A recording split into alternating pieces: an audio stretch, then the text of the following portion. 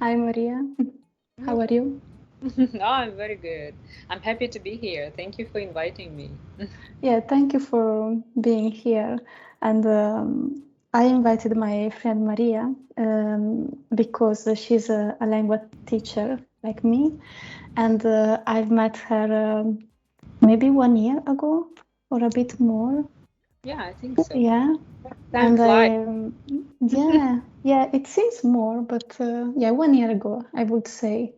And it was when I bought your book, mm, How to Reduce Your Time. Um, yeah, which is about how to reduce preparation time for lesson. And we will talk um, a bit about that in this interview. And because Maria, she's an English teacher, but she also helps teachers like me to organize better our job and yeah, in a more healthy way, I would say, to prevent burnout and to Mm, yeah, in a better way, because sometimes we spend a lot of time preparing for lessons, and uh, and we work a lot. So um, yeah, maybe you can start talking a bit about how you help teachers and also about your program. I know that you will soon start a program for helping teacher with Yeah. this. Mm. Yeah, thank you so much for mentioning it. So this is for teachers, and I wanted to do. I actually, yeah, I wanted to do it some time ago, really, but then some other things happened, like war and so on in my country, and finally, I'm so happy that I came to the place when I found strength and inspiration and desire to again come back to it and in a deeper level, I think on a deeper level with some new thoughts and so on and continue working on it. So it's going to be released. I'm going to do it in August. It calls from burnout to balance. And sometimes it seems that I really didn't choose the topic, it chose me in a way. Because this is also part of my story of my severe burnout and my journey, how I was recovering for that, what I tried, what I used, and well, everything. And then when I started to collaborate with teachers, I saw that a lot of teachers suffer from it a lot, and Yeah. in a lot of cases it even perceived as an integral part of our profession. This like really freaks me out because I also thought in the same way. It's fine, it's okay to have 2 3 burnouts per year, like standard, and then you go on vacation, you restore, and you come back to the same situation where you suffer, from a lot of things that actually can be for sure. I tried it myself, can be approached in a different way and release, this unnecessary pressure and stress, and it can be much more enjoyable and for teachers and for students, and that your work doesn't take over all your life. Yeah. And come on, I mean, we can have hobbies, we can have, things that we enjoy and still have like good financial income and everything, right? But to approach it in a different way. So I would say I started to look at it from the perspective of changing the mindset and our habits, like to approach it as a different lifestyle that Yeah. needs to be adopted, right? If you want to come to more balanced version, right? And also, it really balance means also like different things for different people. So this is interesting. Yeah, sure. Or what does it mean for a particular person? What the reasons behind that stress, and what does a balance, a balanced day, balanced week actually balance look like for that person. So this is very interesting to explore, and I would like to create the space for us teachers where I will maybe suggest some things, I will suggest some triggers, well, in a good sense. Mm-hmm. Right? And everyone can, explore for themselves, to bring awareness to all these things and explore and find their own answers. And of course, have the support of like-minded people, because for me, this is also, I would say, important, to have this support, accountability, connection, it helps. It helps a lot. Yeah. So in the course, you will help teachers to find their own way to do that. Right, because basically Okay. they are on the verge or maybe already in burnout, like in this situation, and Mm-mm. there is this like journey toward a more balanced way, and this is interesting what happens in between, right? Yeah, that's true. We It can get change everything.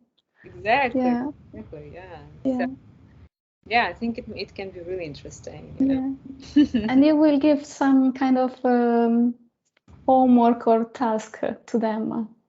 Yeah, sure. Mm, Yeah, of course. okay. And of course, once again, it's also about the mindset, because there are no really mistakes or some, like pushing yourself that you need to like do all those tasks or something. It's more about, exploration, like that Mm-mm. mindset, of the explorer. So I think it's, I'm already looking forward to it. Okay. How long is the course? Yeah, 6 weeks. That 6 weeks. do it Okay. because before I did a lot of podcasts, webinars, and all, Mm, so it was good, but all the time I felt that it's not enough, for people to really dive yeah. in. Of course, I mean, just like 1 hour versus the Yeah. month, basically, right? Because it really takes time, and it really takes some effort, I would say, really to dive in, to really explore this. So that's what I really had in mind, and I'm so passionate about it. Yeah. Yeah. It's And I not, think, sorry. no, no. Not going, I would say this is more like the first steps, of course. I don't expect that like the person will get all this way through, of course. Yeah. But I really, maybe for me is really important the quality of the experience, right? So the person will get something like very, very specific, maybe just like a little bit, just some one step or two steps. They will be, like solid. So it's Mm-mm-mm. Yeah. interesting. Yeah. And I also think um, mm, to make it an habit is very important to work for a period of time. So maybe in 6 weeks, you can make an habit from it. So That's a yeah. good point. Yeah, absolutely. Mm. That's a good point. Because it's about the mindset, like I mean, maybe a different one, and of course habits. Yes. I really love James Clear, Atomic Habits, his approach. So I wanted a little bit to point out in that direction for teachers. How we can adopt the habit that it's not stressful for us. It's like it's very friendly, so we create like a friendly environment. We start really simple, so because when we start a habit, okay, I need to lose weight. I need, Yes. and then it's all the suffering because well, it's like we go to the gym, for I don't know, the whole day we like do all this like exercises like in language learning, right? Yeah. We don't tend to make, at first, like some small steps and like really celebrate that. We want everything right here, right now. And Yeah. the second day you don't go to the gym because it was just too much. Yeah, exactly. Yeah, to make something good, you finally got stressed. So I understand. Yeah. Yeah. Yeah, and this applies to students as well. That's very true. Mhm. And okay, would you like to talk a bit about your book, maybe? I mean, that I think everything came out from here, really, because yeah. That's so true. Yes, yes, absolutely. Oh, right, right. Yeah, I wrote it a year ago, like exactly a year ago. Okay. Yeah, so it's my baby in a way. And in this book, I talk a lot, of course, about burnout as well, and my journey. And one, I point out in the direction of one of the aspects that can reduce the burnout situation. Yes, it's about our over planning for the lessons, right?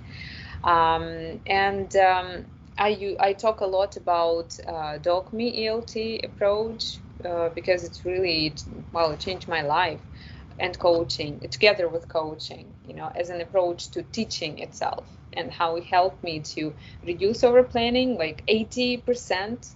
Can you imagine? 80% is big. Yeah, I know, I understand. Yes, yeah, for sure. I think all teachers like, oh my God, yes, like it's incredible. Um, and I was able to, to make my lessons more effective.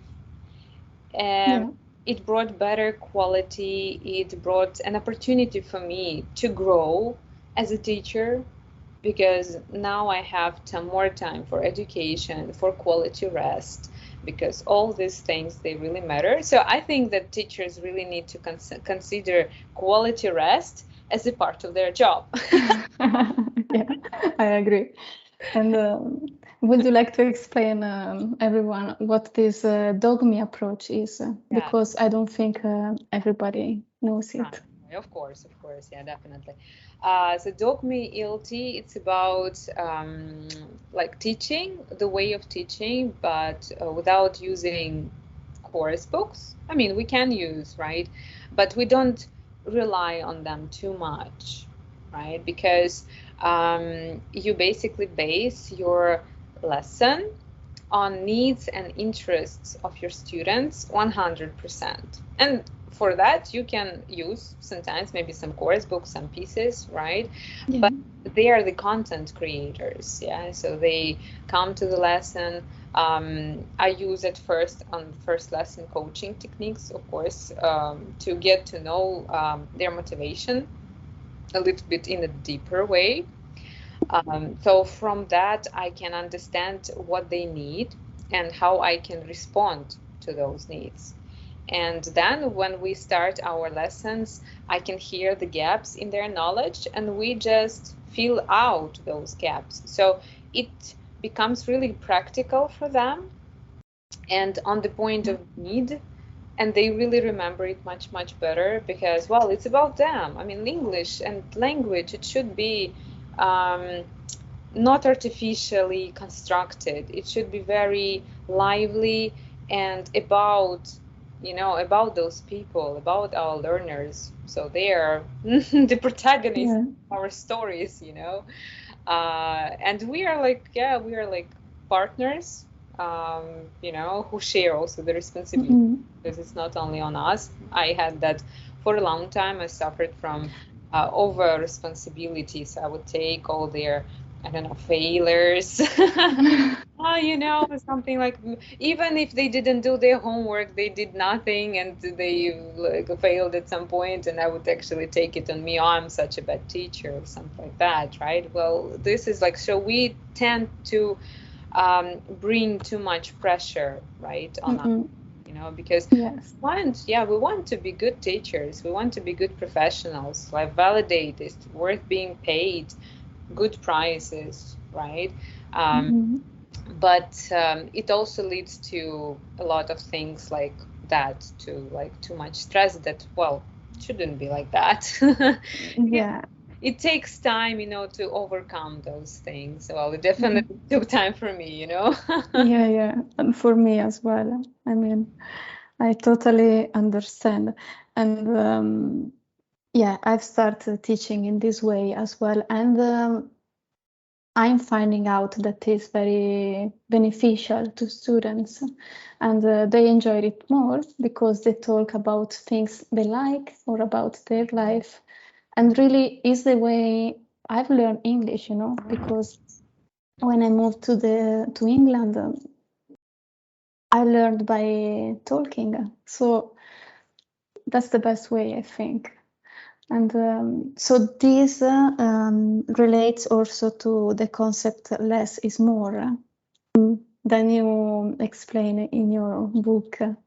Absolutely. I think this concept, it applies to everything in life, because we tend to think the more the better, right? So this kind of mindset, and it brings, well, a lot of anxiety into our lives. But when I started, for example, to apply this less is more, and I really like one quote that sums up this understanding, the less is more, that it's by some unknown person, like anonymous quote, that minimalism is not about having less, but it's about making room for what really matters. Yeah. And when we get this concept, and when we bring this concept into our classroom, I would say magic happens, because I think for us as teachers, the most important thing is to hold space for students. Yeah. When we hold that space and they can feel it, and they can bring, whatever is like interesting and really, valuable for them, they start to open up, and you can facilitate them, assist them, right, at the point of need, and it will be, much more meaningful learning. That's what I definitely experienced. Recently, I had a course with teenagers from Ukraine. So yeah, so it was really hard in the beginning. They turned off their cameras, and well, it's not a surprise. Such a situation, right? Yeah, so they were very stressed because of the war situation, their family and so on. So yeah, they are still in Ukraine right now. And sometimes when I would ask a question, they wouldn't even answer, so they would be just awkward silence, and I decided just like to wait, to go with this concept, to go with this mindset, to be open, to be, just like take things slowly, get to know them a little bit better, ask them questions always. I like this coaching style, especially at the end of the lesson, ask them, so what do you think about the lesson? Like get their feedback. Ask them about topics that they would like to discuss. Not always, at first they were like, like, no, nothing. But I just kept asking. I would, bring, of course, something interesting, and all the time, asking them different questions. And what do you think about this? What do you think about that? And so on. And at some point, they started to trust me. And they started to, open up, share their opinions. And after 18 lessons, 10 lessons, they finally turned on their cameras, and Really? yes. And it was like, oh my God, we can see each other. And then it was something like from the girl, oh my God, I thought you were like, you have straight hair, but your hair is curly, and your eyes are like blue. I thought, like, when I listened to you, I imagined one person, now I see another. And I say, oh guys, let's talk about appearance, how can so it just, came very naturally, they were so excited about. Yeah, so it was very good example for me how you can get from a situation that is, well, pretty stressful and really hard, and also with teenagers, right? Well, this audience is not easy, let's say, to right, how you can give them, voice, and not to actually even give them voice, you give them space to discover their voice, so. I think whilst you were talking, and I was thinking about silence, because I've studied in coaching that silence is also good when teaching. And when you ask a question and they don't answer, maybe you just keep silent for a bit, and eventually they will say something, and maybe they will start to talk about something they like. So it's very important. Yeah, this is very interesting point, because what I noticed in our busy and fast life, sometimes we don't have a chance to express ourselves because of everything is like very fast, and like who cares about my opinion or something, like, oh, I better, like, oh, if I say something like not, something like really, I will say some mistakes or something, I better keep silent, and who cares, or something like that.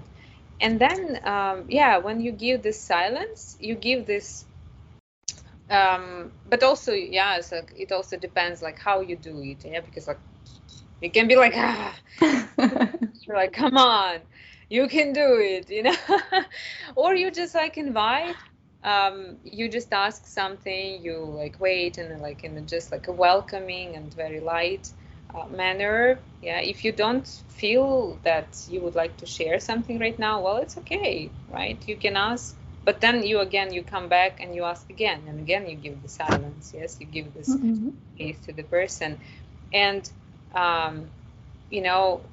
you give some time to think and to produce something, and then the person really appreciates this, because wow, he was given a voice. So it's beautiful, it's very interesting process. I agree. And you talk a bit about coaching approach, and I'm using this approach as well a bit. And okay, in which way do you think this approach is beneficial to students? Good question.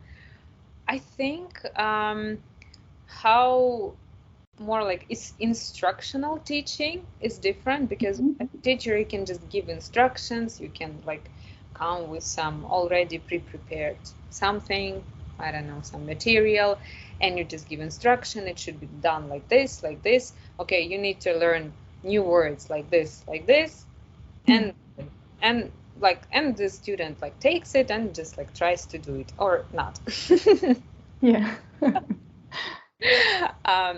But coaching is a bit of a different approach, and it makes a person think, because you ask a lot of precise questions, or not a lot, just some precise questions.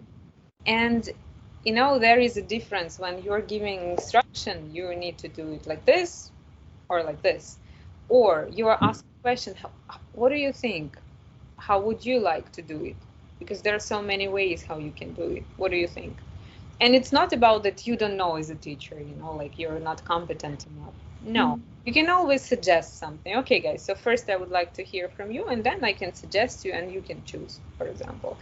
But you ask a question, and the person starts thinking, and the person starts creating and finding his or her own answer, and it becomes so much more valuable than you're just something, right?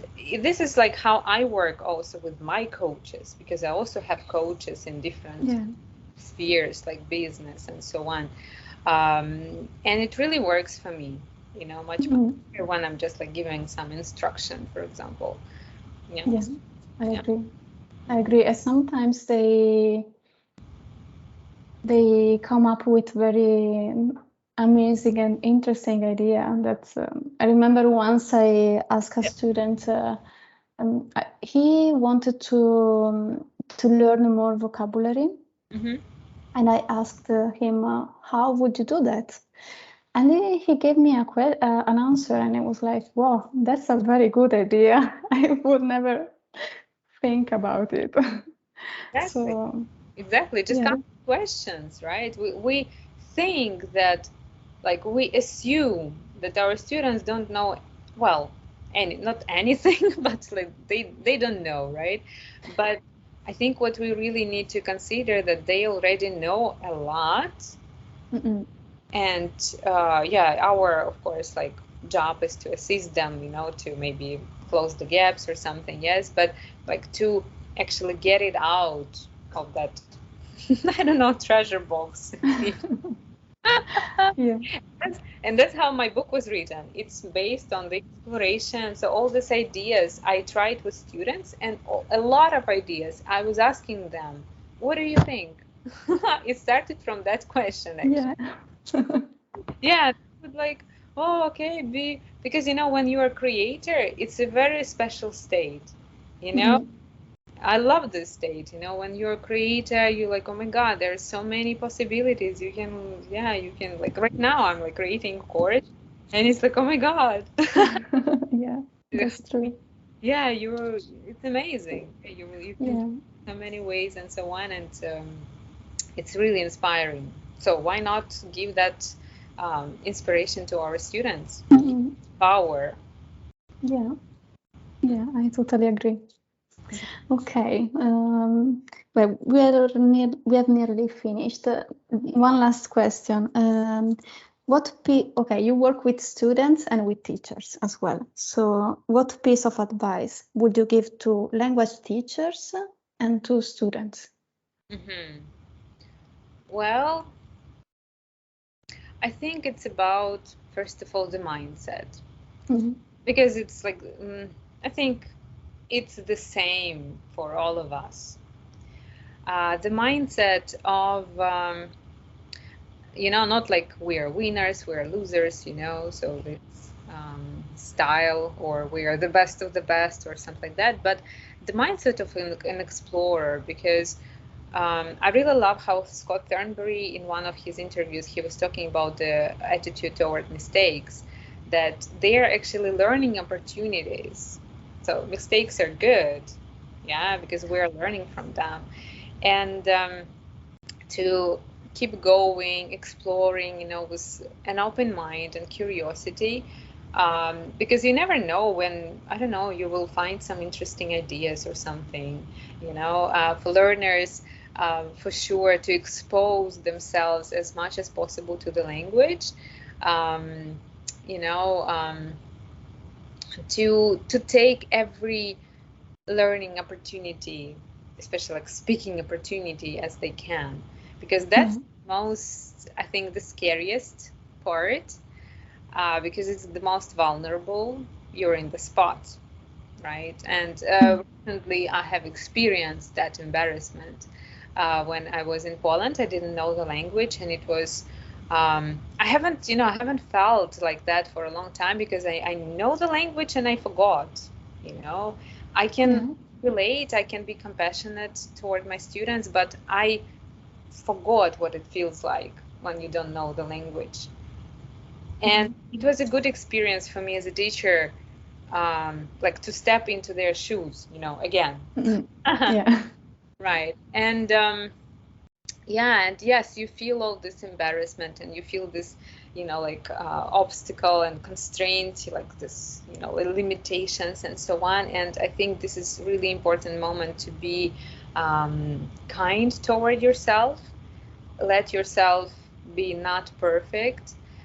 Explore things, just like be curious about, like, the situation, right? Try to connect to these people you're talking to, and kind of make it as practical as possible. So I would say, yeah, this would be definitely my piece of advice. Yeah. Mhm. Yeah. Okay. This for students and for teacher as well. Yeah, well, Mm, teachers, it was more about the mindset when I yeah. started, Yeah. right? Yeah. Yeah. Yeah, like, because it's the same mindset, right, of an explorer. Yeah. Teachers will also learn constantly, right? So if we are in this um, constant process of growth. You have right now one point of opinion, some point of view, and then at some point it changes, and it's all right. Yeah, so we are all the time, we are in this dynamic process. The language changes, everything changes, and changes well. So this flexibility is really important, and this kindness toward ourselves. Kind of treat as a freelancer. I don't remember where I heard this, that you can be your worst boss. Yeah, of course. Yourself, you put pressure, like, oh my God, it's really, you are nicer with other people than you are treating yourself, and this is something that I think we definitely need to work on, and start to put ourselves first, but not in a egoistical way, but in a way that we accumulate energy, we energize, we get inspired, and we nurture ourselves, because only in that way we are able to we connect with ourselves. This is, I think, the right, we really connect with ourselves, because only then we're able to connect to other people and treat them also in the way that we want. So I think this connection to yourself, this is the key. That's what I definitely experienced. I was thinking about this sentence. I can't remember the author, but it says that you cannot pour water from an empty glass. So that's what it's about. Yeah, absolutely. I love this. I don't remember who said it, but exactly. Yeah, put the oxygen mask first on yourself. Yeah. Then everything else. Yeah. And have a good rest. Okay. Well, thank you so much, Maria. It was very nice to talk with you. And thank you. And good luck with your project. Oh, thank you. Yeah, I will do my best.